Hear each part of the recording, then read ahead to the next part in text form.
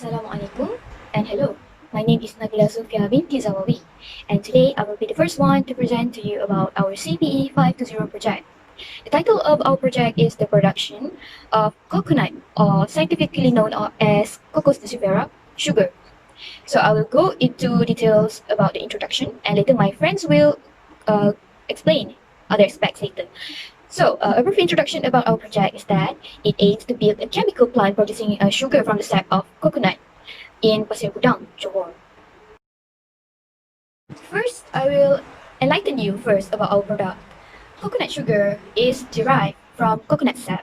So why do we choose coconut sugar to produce? So apparently, according to a study by Asghar in 2019, he stated that coconut sap has low acidity compared to sugarcane juice. And as we all know, sugarcane is the primary source of sugar used in our country. So according to Asghar too, he stated that coconut sap has lower sugar content, again compared to sugarcane juice, and it contains abundance of minerals that are good for the body. So actually, coconut sugar is a potential replacement, actually a healthier replacement for sugarcane sugar. And this is why we choose it as our product. So a little bit about our project. The production capacity of our manufacturing plant will be 656,000 kilogram per annum. And this is how much we have calculated as the capital investment, 1,143,907.31. This is the overall capital investment. And the operation expenditure in the first year is 12,320,699.65. This is in the first year alone. And the total profit of our project is 18,624,083 ringgit and 35 cents. So in the beginning, we have proposed 3 products, 3 locations, and also 3 processes to produce the product. So how do we select one out of these options? So we use a selection method. So the 2 selection methods that we use are the scoring method and the checklist method.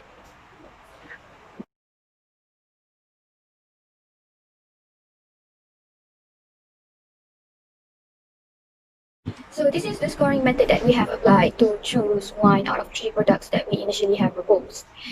So as you can see here, we have prepared a few criteria, which is the cost, complexity, safety, environmental impacts, functionality, and packageability. And from all these criteria, it can be seen that coconut sugar has the most weighted score. It scores the highest within the cost, because the cost of the production of coconut sugar is very low compared to palm oil and cosmetic products. So this is the second type of selection that we apply while choosing our product. As you can see here, this is a checklist selection method.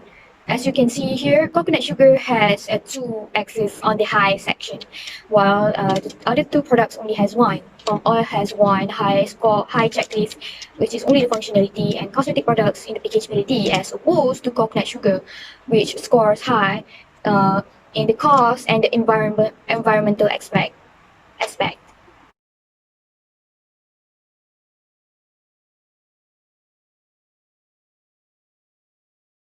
Next, we go to the location selection. Again, we apply the same 2 selection methods to choose one location out of 3. So, the proposed locations are Pasir Gudang, Lahad Datu, and Shah Alam. So, from the scoring method alone, we can see that Pasir Gudang scores the highest. The main contributor to the marks is, I think, the sources of raw materials. So, Pasir Gudang has a few coconut plantations, so that is where we will get our raw products. So in the checklist method for the selection of location, it can be clearly seen that Pasir Gudang has 3 checks in terms of the transportation, human capital, and the sources of raw materials, while Lahad Datu only has 1 in the high section. And Shah Alam only has 2 checklists in the high performance. So from here alone, you can already see that Pasir Gudang's benefits outweighs the other 2 locations.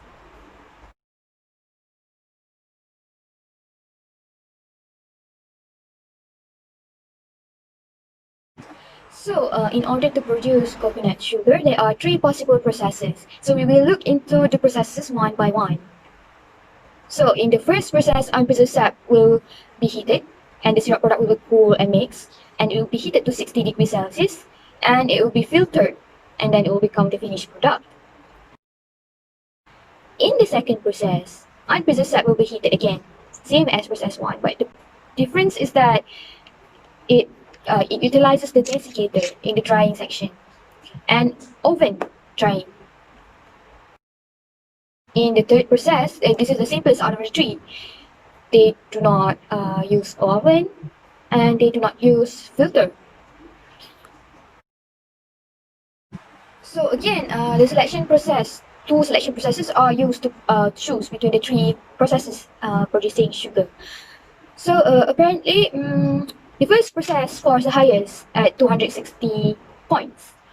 So this is because it costs way lesser than process 2, because process 2 has oven and whatnot, and the same to cost of reactant, quality of product, environmental impacts, and it can contribute to economic plant size.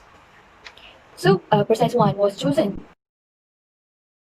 In the checklist method, it can be seen that process 1 has more checks in the high section compared to the other two processes. Same in terms of the cost of reactant, capital cost, quality of product, environmental impacts, economic plant size.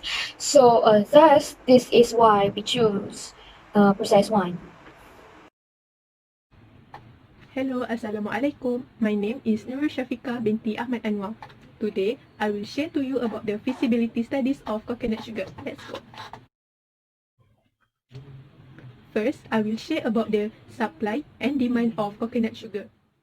To produce coconut sugar, it needs coconut sap. Okay, did you know that coconut sap contains many nutrients such as zinc, iron, calcium, potassium, and polyphenols.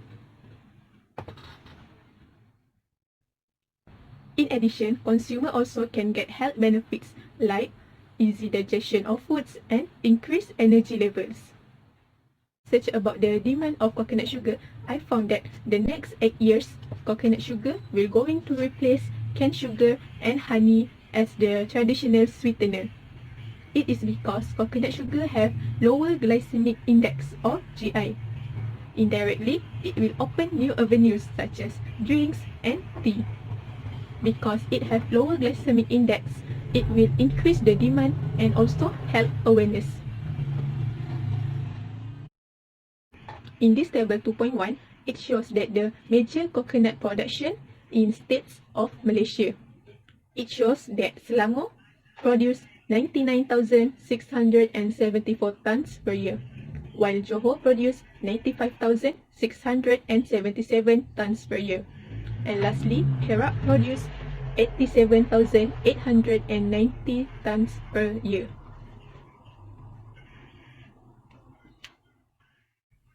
As the traditional coconut producing countries, our company takes this opportunity to improve and upscale the coconut manufacturing facilities in order to fulfill the huge market demand.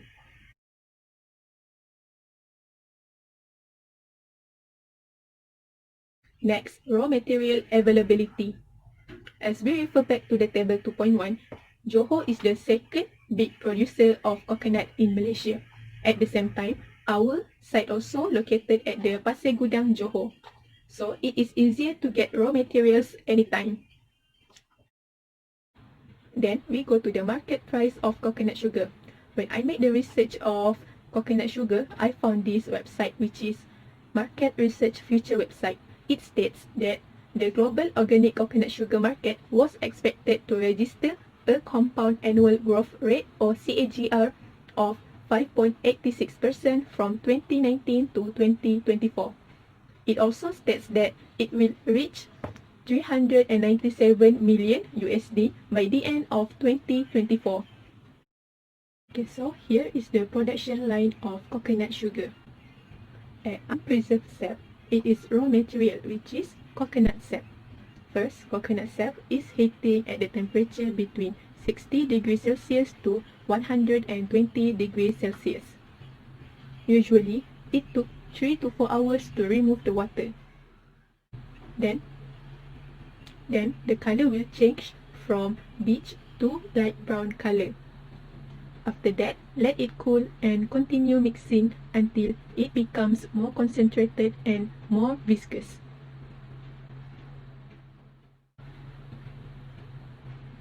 At the same time, it will be heated to 60 degrees Celsius. By decreasing the temperature of heat and continuing to stir, it prevents from coconut sap becoming scorched and crust at the bottom of the reactor. At this phase, the liquid will change to solid. That means the coconut sap will change to coconut sugar. The next process, we are going to filter the coconut sugar to remove the unwanted waste. And lastly, let it dry at room temperature to lessen the moisture content of coconut sugar. And the finished product is formed, which is coconut sugar. So this is our organization chart. The highest position in this project is the managing director, followed by the project manager. And under the project manager, we have 5 managers according to each other's field and areas, which is operation manager, engineering manager, health and safety manager, human resource manager, and the financial manager. For the operation manager, it is followed by the operator, while for the engineering manager, we have 3 fields of different engineering, which is chemical engineer, mechanical engineer, and electrical engineer. As for the health and safety manager, where they are managing the safety of the employee and employers, so does the environment, we have the safety technician and the waste management. As for the human resource manager, it is followed by the assistant, and the last one is the financial manager, where we have 1 accountant to manage our financial of managing director and the project manager. So managing director is the highest position in this project. Their job is responsible for developing and carrying out the strategies in order for the project to success. Moreover, he or she also supervises the project operation and financial performance. Aside from that, managing director also maintains a positive relationship within the stakeholders, and he also guides the executive and resolve the conflict that may arise while the project is being executed. The managing director also ensures that company policies and the guidelines are obeyed. So the next one is the project manager. The project manager job is to coordinate resources and third party to ensure flawless flow of the project. He also developed a detailed project plan and ensure that the project goes as planned in the schedule and meets the requirements set by the stakeholder, since the stakeholder hold the biggest share in the project. So project manager have a biggest role, which is he carries out the feasibility studies of the project, where the locations of the project, whether it is strategic or not, whether the resource around the locations is available or not. He also monitor the project performance throughout the project, the start of the project, the execution, and at the end of the project.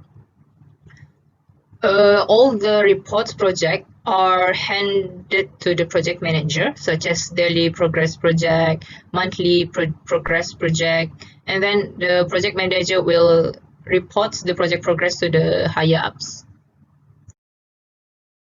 Manager ensures that the staff abide by the project guideline. They manages a team of people. They also need to report the progress of project to the higher ups, purchase tools and equipment, delegate tasks, and ensures that the KPI is met. Engineer develop and evaluate the processes. Next, they have to improve the existing processes for a better efficiency. Then they have to prepare a detailed technical drawing for their subordinates. And lastly, they have to perform calculation for the processes. Operator basically operates the machines, they control the machines, they cleanse the machine, they read work orders and schematics from the higher ups, they also follow the safety regulation and also troubleshoots the machines. The safety technician is all about safety. They evaluate the potential hazards, they educate the workers about safety, they regularly ensure the safety of workplace and also making sure the government policies are kept in place. Accountant needs to compile and analyze the account information. They also need to document all transactions. They need to prepare an accurate financial report. And lastly, they have to analyze trends and costs of everything that is involved in the project. The waste management manages the disposal of waste and also the recycling functions. Shown in the table is the number of staff needed for every position in the organization chart. Assalamualaikum warahmatullahi wabarakatuh. My name is Nurul Amira binti Dzulkharnain and I will be presenting on the overall mind map, the work breakdown structure up until the project scheduling. This is the overall planning of the project. In the top of my map, as you can see, there are the feasibility studies, and then the process analysis, the manpower needed, authorization, and then budgeting and purchase, and then the setup, monitoring, and lastly, distribution. This is the work breakdown structure that we have come up with after we have discussed what needs to be done in order for this project to be a success. So firstly, before we start a project, we need to do a research. We have done a research on the product selection, and then we have chosen the palm sugar. After that, we chose the site location for the plant, and then we studied the supply and demand of palm sugar and also its raw material availability. After the process selection, and then we analyze the process. The things that we analyze are the steps and duration, the equipments needed, technology used, and also we have drawn the process flow diagram. Next, we have determined the manpower that we needed. What we need are engineers, chemical, electrical, and mechanical, and also general workers. And then we need to have authorization, registering our company, and also obtaining a license to operate a plant. Budgeting and purchase of the things needed are done, and after everything is obtained, everything is set up, the machinery, the utilities, and after everything has been set up, the overall plant evaluation is done, and the product quality is monitored, and also the equipment efficiency. After that, then our product can be distributed throughout the country. These are the list of activities that need to be done for the completion of the project, and we have decided which activity depends on which activity to make sure the project scheduling is done properly. There are 3 types of charts that can be used to make a project schedule or project scheduling, which are the CPM chart, the PERT chart, and also the Gantt chart. Shown here is the critical path method CPM chart, and the CPM chart shows the duration of each activity, the critical path, which task is dependent on another, and also lastly the end duration of the project. The path that is highlighted in red is the critical path, and if any of the activity on the critical path is delayed, the whole project will be delayed. This is the PERT chart, where it is actually the same with the critical path method. It shows the connectivity of the task, but then it doesn't show the duration of the task, the start time, and also the end duration of the project. Lastly, this is the Gantt chart, where the Gantt chart shows everything. The task itself, not the alphabet representing it, duration, the end and start of each activity, the overall end and overall start of the project, also the relation of all the tasks in this project.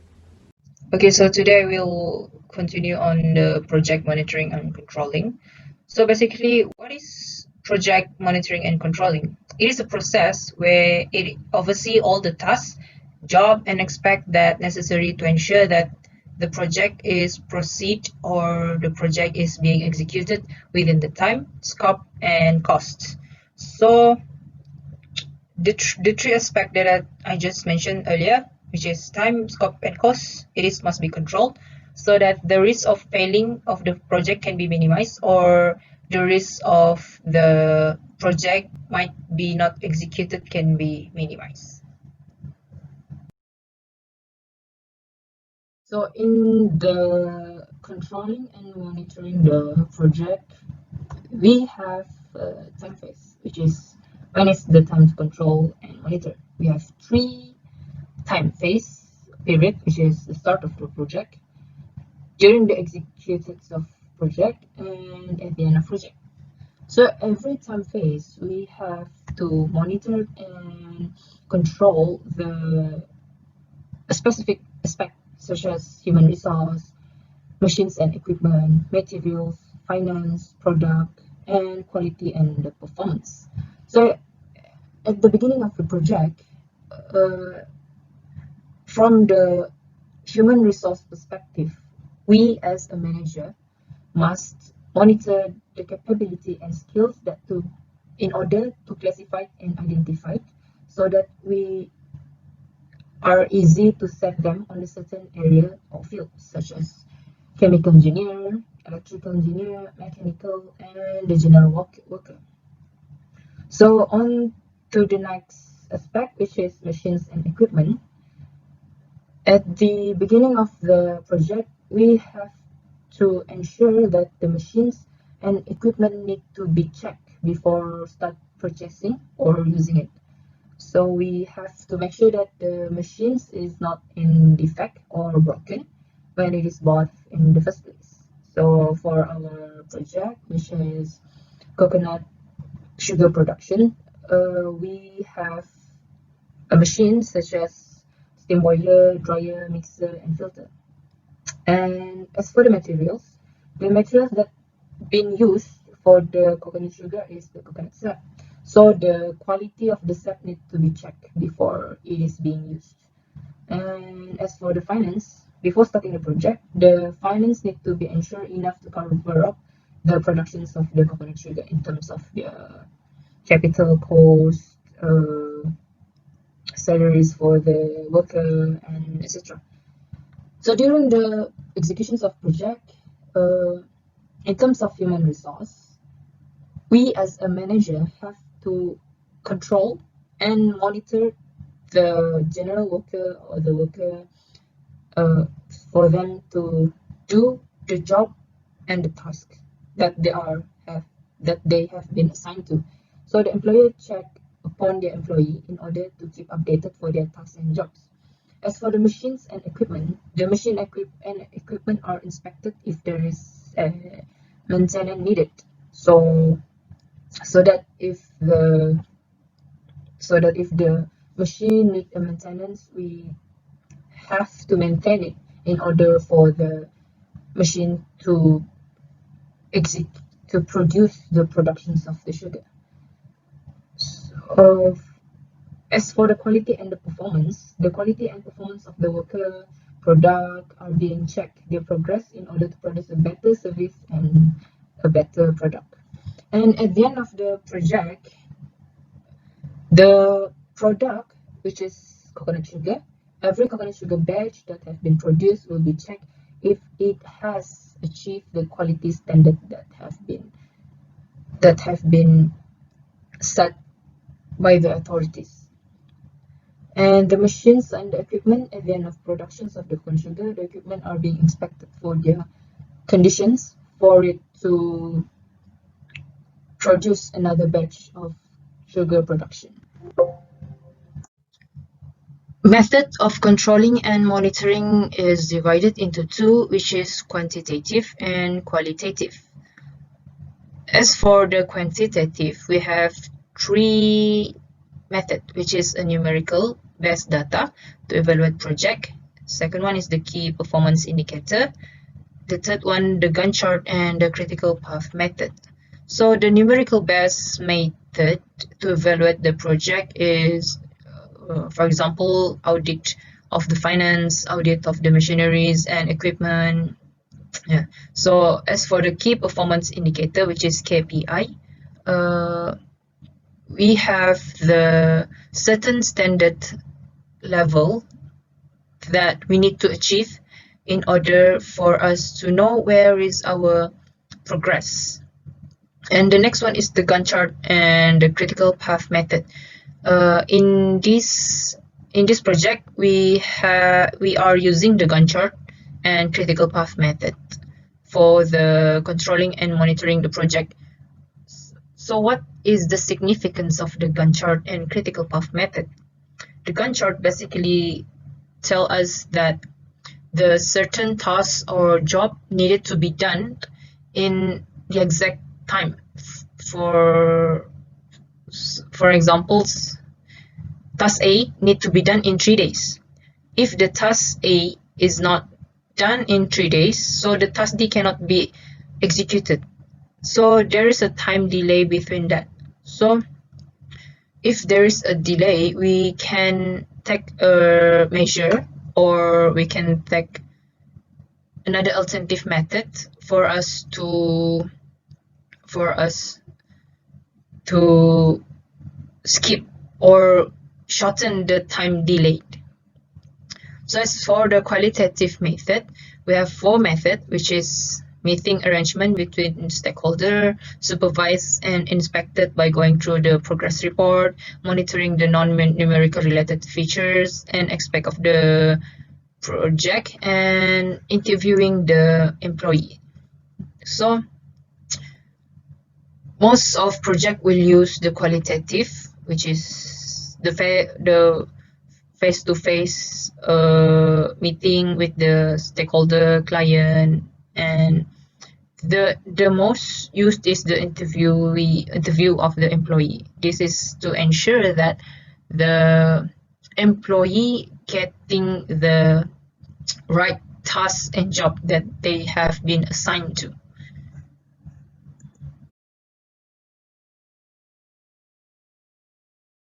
Assalamualaikum, I'm Nur Fatihah binti Mohd Nordin. Okay, I'm going to present you part budgeting. Okay, so budgeting is divided by 2 parts, which is capital expenditure and operation expenditure. So for the operation expenditure, it have 3 more divide, which is cost of property purchase, which is including taxes, cost of equipment purchase, cost of office equipment. For the operation expenditure, it have 4 parts, which is cost of raw materials, operating labor cost, cost of utilities, and maintenance cost. So you can see the table below. Yeah, that is the cost of property purchase. And I want to highlight the license, which is we have a manufacturing license, building and signboard license, business license, and product license. So I want to explain you about the manufacturing license, which is important to start the operation. We can apply it to the MIDA, which is Malaysian Industrial Development Authority. Second, business, which is we have to apply it to Suruhan Syarikat Malaysia, SSM. It is provide the company and business information to the public. And also we have product license, which is JAKIM. We have to apply to JAKIM, and also we have to apply the HACCP. First, JAKIM is Jabatan Kemajuan Islam Malaysia. It's for apply the halal certification, and also the HACCP, which is hazard analysis and critical point.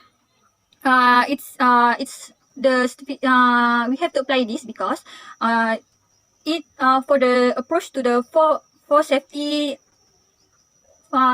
focus to the safety food, which is preventing contamination from biological and chemical, and also to prevent food poisoning.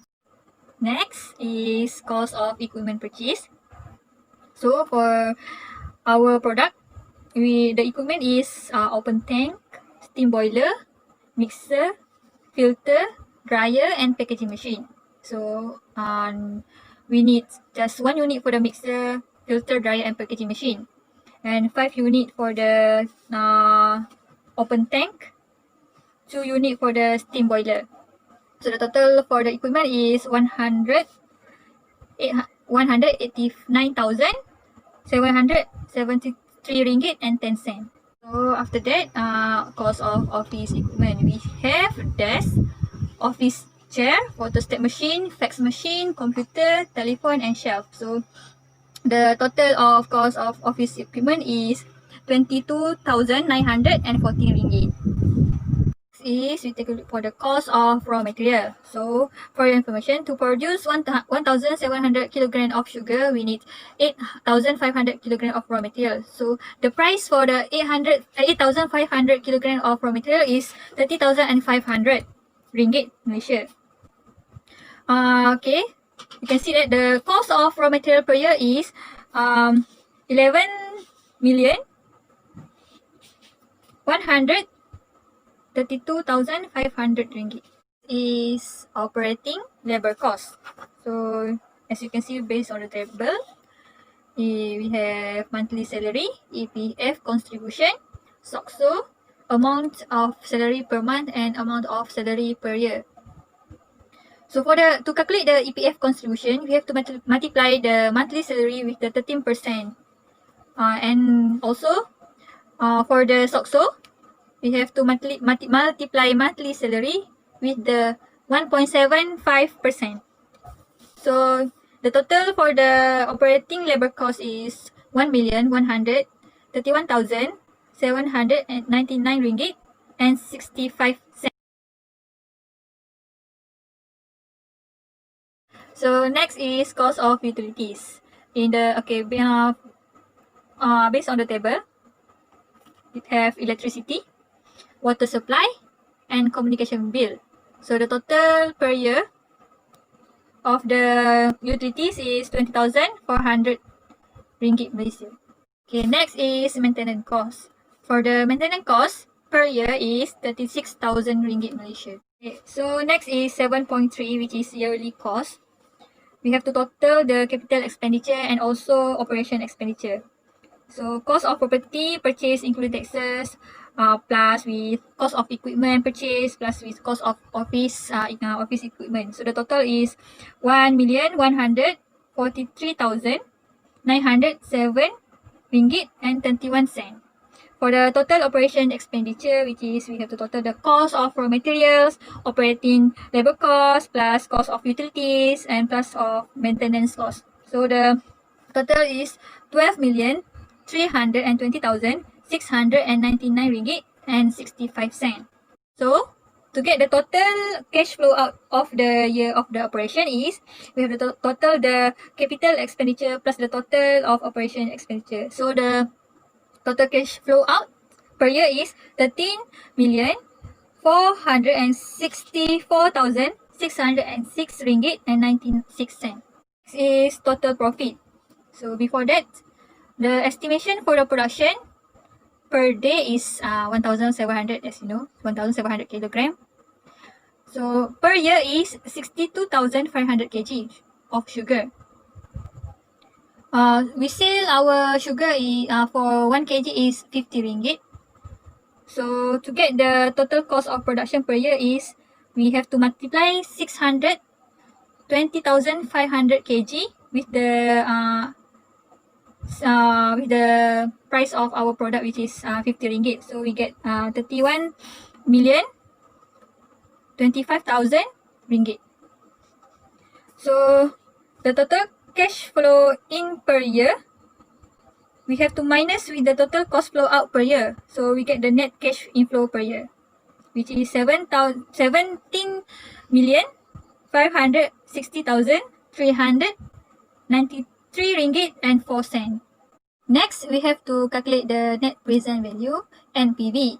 So the initial investment is 30,500,000 with the net cash inflow is 17,560,393 ringgit 4 cents per year for 10 years. So the required rate return is 20% and the inflation rate is 5% per year. Based on the calculation, the NPV that we get is positive. So therefore, the project is acceptable. Hi, Assalamualaikum warahmatullahi wabarakatuh. My name is Muammar Gaddafi by Rahim. Now it's my part to give explanation about project termination. Project termination is the last stage of managing the project and occur after the implementation phase has ended. And the main purpose of the project termination is to evaluate how well our project performed and to learn lessons for the future to improve the project. In termination process, there are two parts, which is the decision process and implementation process.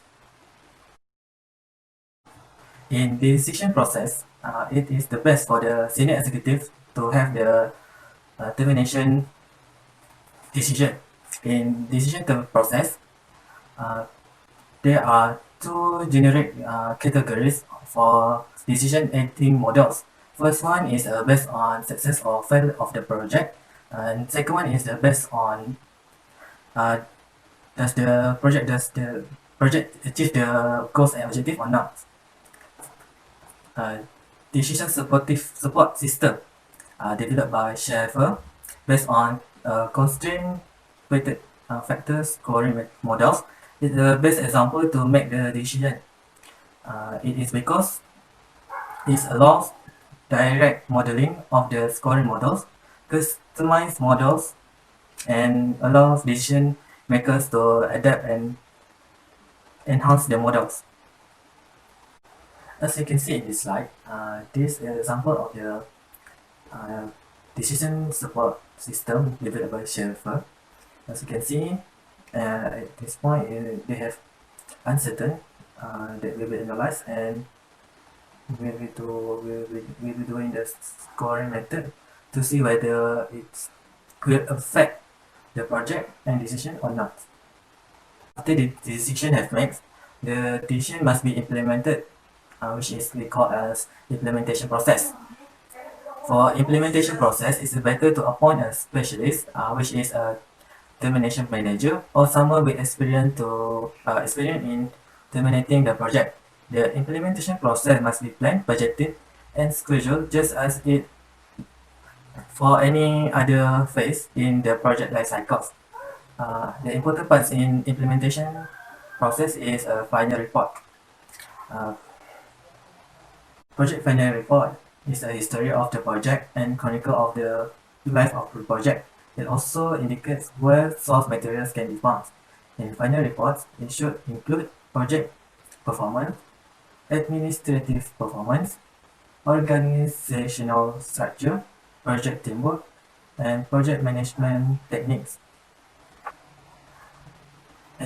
Administrative performance is about review the administrative practice. It is important to report the reason why some specific practice was effective or ineffective. Organizational